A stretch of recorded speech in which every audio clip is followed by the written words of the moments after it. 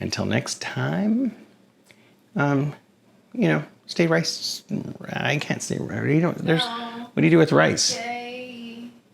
Let's see. It's Spanish. Spanish rice, Mexican rice? I don't. Is it? Yeah. It's not spicy. It's not. Stay moist. Stay moist, according to my wife. And we're back with another recipe. This time we're doing Spanish rice. And I'm wearing my Christmas shirt because it is New Mexican cuisine it's Spanish rice, Mexican rice. And this is how I learned to do it growing up in New Mexico. And Christmas isn't just a holiday. Christmas is the love of red and green chili mixed together. It's called Christmas. And so you can have Christmas any day you want in New Mexico when you put red and green chili together. So all that to say, I'm cooking some hometown cuisine. I was born, raised in Albuquerque, and so I'm doing that. Spanish rice, Mexican rice, it's all very similar in how you do it. Everyone has their own flavor of how they cook it. This is how I do it. And no, I'm not insulting your abuela or grandmother or anything like that. Like, hey, if they have the original recipe, then fine, go with it. This is how I do it. It's simple, easy, and I don't like to get all complicated with it. So I'm trying to keep it as simple as possible because I'm just trying to cook dinner. First thing you need to do is have and this is for 1 cup of rice, which makes a whole pot. I have this, or a pan. I have this pan going over here, warming up, medium-low heat, or low-medium heat, however you want to do that. I have 1 cup of basmati rice, and I prefer basmati rice mainly because of its texture and how it just kind of all comes together. It's just nice. The grain is the right size. It tastes good. The texture comes out perfect. I just prefer basmati rice when I'm making Spanish rice. And I don't rinse it. Don't rinse it. You don't need to do all that. You're not making like sushi or an Asian dish or anything like that. You don't need to rinse it. You want to keep those starches in there. It helps it all come together nicely. So just leave it as is. 1 cup basmati rice. I also have, for every 1 cup of basmati rice, you need 1 3/4 cups of liquid.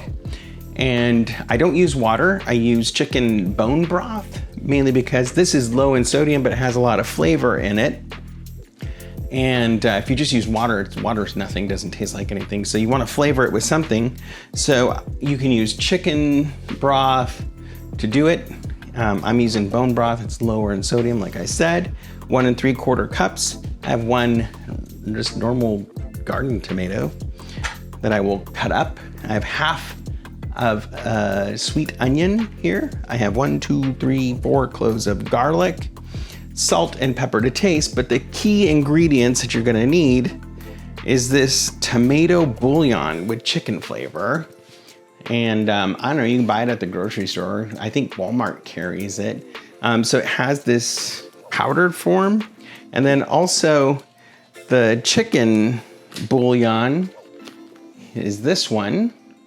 And it usually comes in a powder form. However, when I was at the grocery store, they didn't have it. All they had were the cubes. So I'm gonna use half a cube, and I'm gonna go ahead and dissolve that right now in with my chicken bone broth. So I'm just dropping it in, and I'm gonna try to dissolve it while I get everything, I don't know, mixed together or whatever. I should probably use a whisk.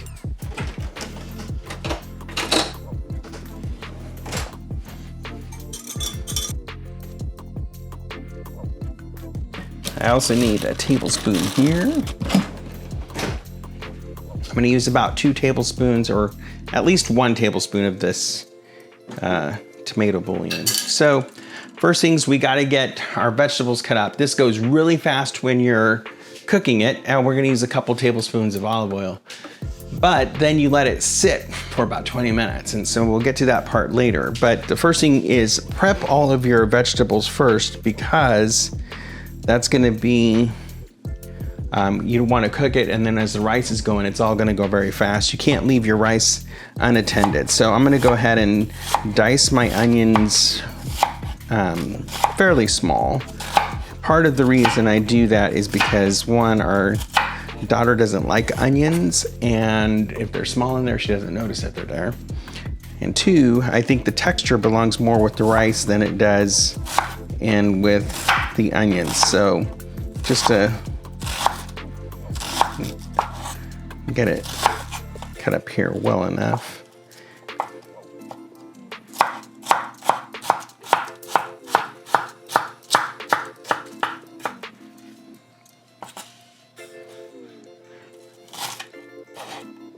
And you always start with your onion because that's the most, it's going to take a little bit to caramelize, and you want to caramelize them a little bit. I don't like doing it where the onions stay white. I want them to have a little bit of color in there because that makes it more flavorful. You start to release the sugars. So a couple tablespoons of olive oil.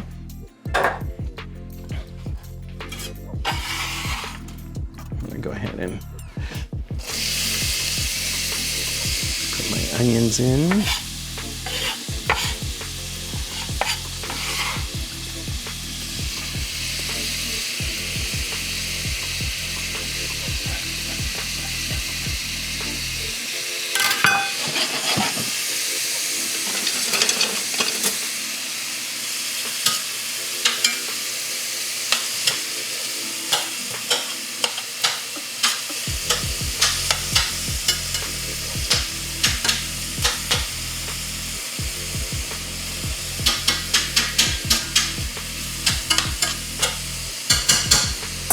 All right, and now I'm gonna go ahead and cut up my garlic, but you're gonna let that go for a little bit. So this gives you time to mince your garlic and tomatoes. That's already got the peel off.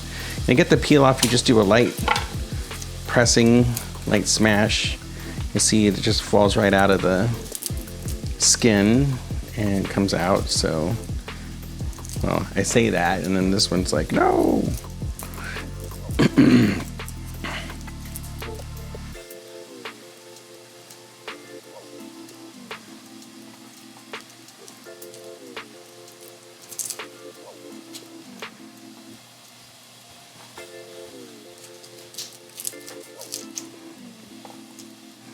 All right.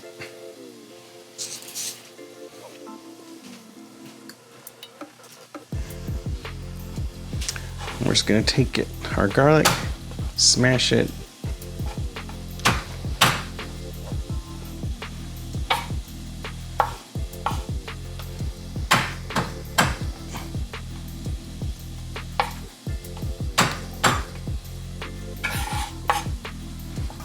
And mince it up.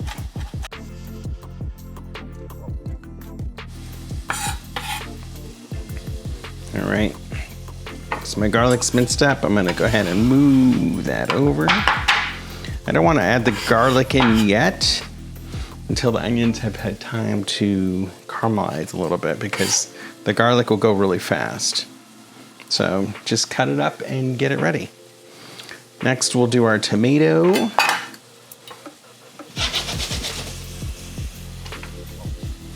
And I'm gonna take a smaller knife.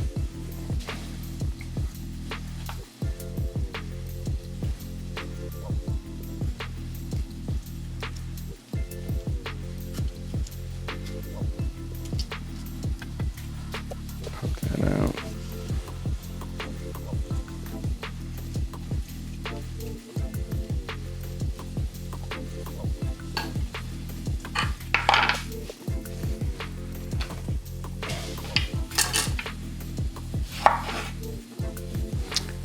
And we're gonna dice up our tomato as well.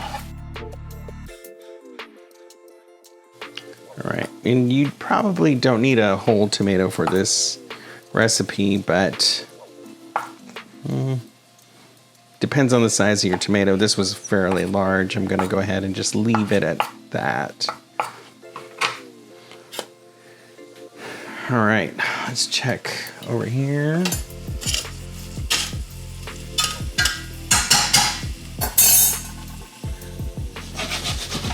turn the heat up here to medium heat, number 5. All right, you can start to see the onions turning color. That's perfect, it's what you want. It becomes very fragrant, you can smell it.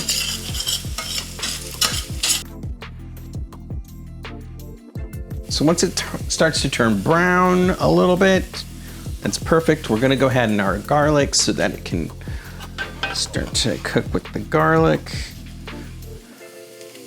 So minced garlic.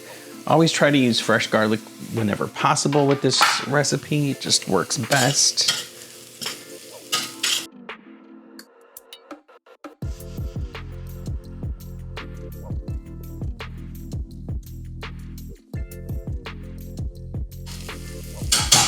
It's perfect.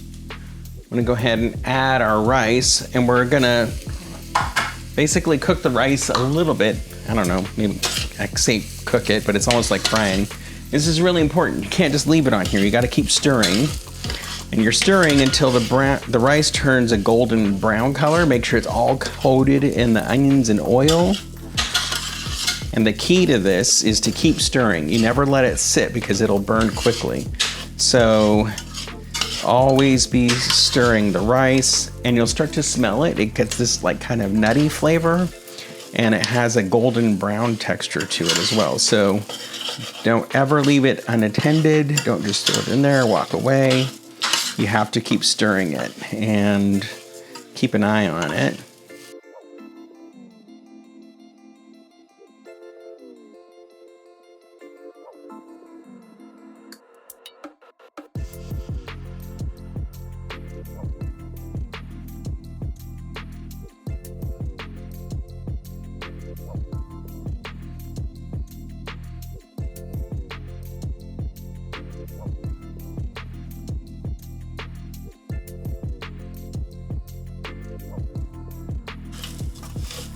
All right, good. Smells toasty. And I guess that's, I don't know what other way to call it, but it just has a toasty kind of scent to it. So that's good. I'm gonna go ahead and add our liquid in now. Slowly.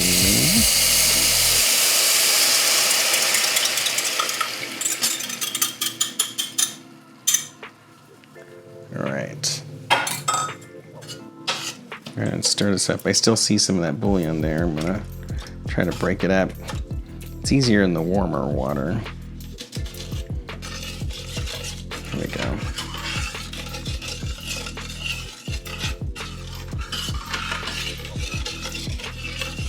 All right. So while that's in there, now's our time to add. We'll start with 1 tablespoon of our tomato bouillon. I'm gonna do 2 tablespoons. All right, that'll give it some color. I'll stir this up.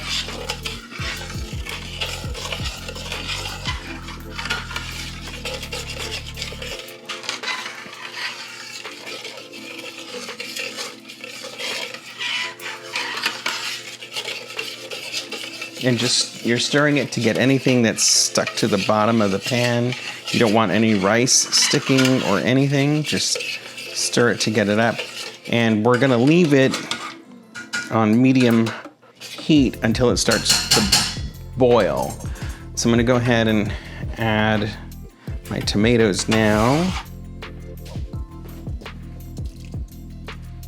Oh, lost one.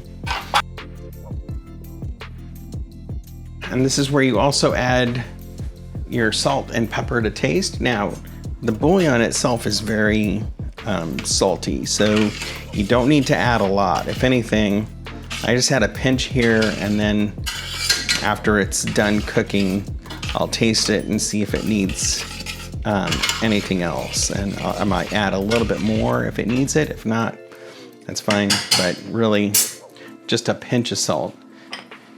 And you can add more later. So that's it. We'll do some pepper.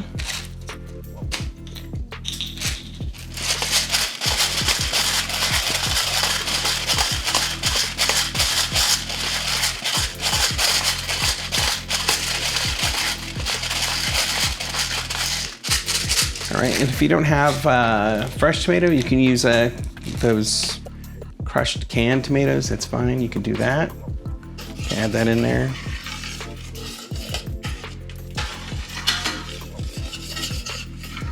Just give it a quick stir again, making sure nothing's sticking to the bottom. I'm gonna add in some parsley. You need some greens. Some people put other vegetables in here, carrots or other things, I don't know. Just do whatever you like. There's some parsley. Give a little green color in there.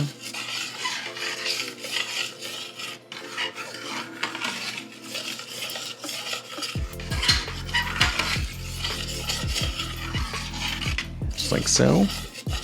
I'm gonna turn this up to 7. Just gonna stir it around. And you're just gonna let it go until you see it boil. And then right when it starts to boil, you're gonna give it one last stir. You're gonna turn it on low, the lowest setting that you can. And then you're gonna set a timer, put the lid on, set a timer for 10 minutes.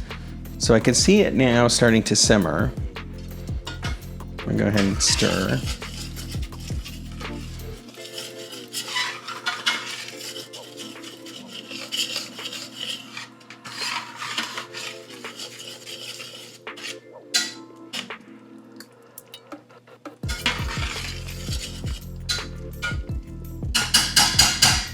All right, so now it's starting to come to boil. I'm gonna lower the heat on low. I'm gonna put the lid on, set a timer for 10 minutes. And for whatever you do, just leave it alone. Don't touch it. Leave the lid on 10 minutes on low, that's it. Then, after 10 minutes, you're gonna turn the heat off and let it sit another 10 minutes. Do not take the lid off. This is the key. Some people take it off and it's undercooked, or they take it, they leave it too long and it's overcooked and it gets mushy. So this 10 minutes cooking on low heat and then 10 minutes off just lets it stay nice and fluffy and has a really great texture. Works great with basmati rice. I don't know about like the other rices out there, but this is what I found works best. So we're gonna let this go for 10 minutes, then we'll be back. I'll turn the heat off and we'll let it sit another 10 minutes. So we'll be back. All right, it has been 10 minutes, and in that 10 minutes, I've been cleaning up the kitchen. Notice what I'm not doing. I'm not taking the lid off. I stopped the timer. I'm turning the heat off. I'm gonna go ahead and leave it on this same burner that has the heat going. It's all gonna cool down. Setting my timer for another 10 minutes. And that's it. Just let it rest. Now, if you can let it rest longer than 10 minutes, that's even better. It just lets more of the liquid start to evaporate and all. But if you have to eat right away, still it will come out perfect, just like this. After 10 minutes, you just take it up, take the lid off, fluff it with a fork, you're good to go. Test it for salt, pepper, and add anything if necessary. Other than that, just enjoy the rest of your glass of wine and be patient. We'll be back. All right, it has been 10 minutes. It's really been longer than 10 minutes because I've been doing other things. The longer you let it sit, the better, but at least 10 minutes. So I'm gonna go ahead and take the lid off.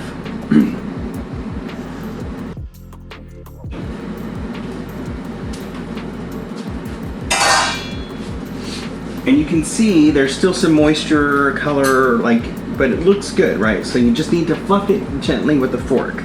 So take your fork and just from the bottom, move it along. Start to incorporate everything. You might still see some liquid in there, and that's okay. It's gonna start to evaporate now that the lid is off. It'll evaporate even more, but just start to mix everything together gently.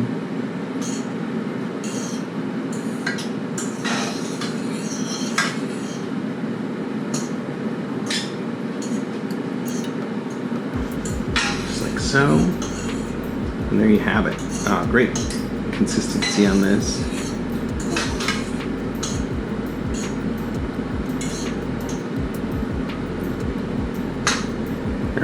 We're gonna let it sit like this. I'm gonna taste test it, see if it needs any more salt or pepper.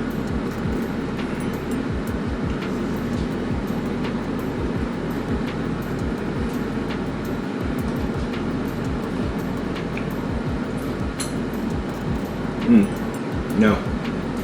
That bouillon has quite a bit of salt. So that's perfect.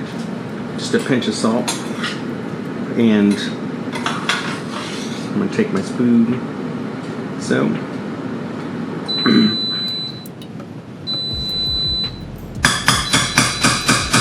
All right, I'm gonna let it sit just for a bit and we're gonna let some of that moisture keep coming out. All right, it's been 5 minutes. The lid is off. I'm gonna take a little bit here and plate it so you can see what it looks like. Just letting it rest. But as you can see, it's not sticking together all crazy. It's not mushy. The texture on this is just right, so looks great. People add peas or carrots or other vegetables, whatever you so choose. But this is it. This is like Spanish rice or Mexican rice. I don't care what you call it, either way.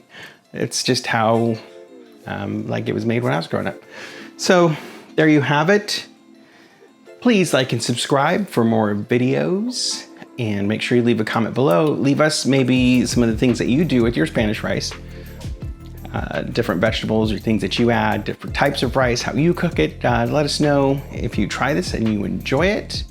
Also, be sure to check out our blog, doingallthings.com/blog for more lifestyle inspirational ideas. Until next time, enjoy some Spanish Mexican rice and have a good time with that. It's a great side dish. I eat it like it's a whole meal, but go ahead and enjoy that. So we will see you next time.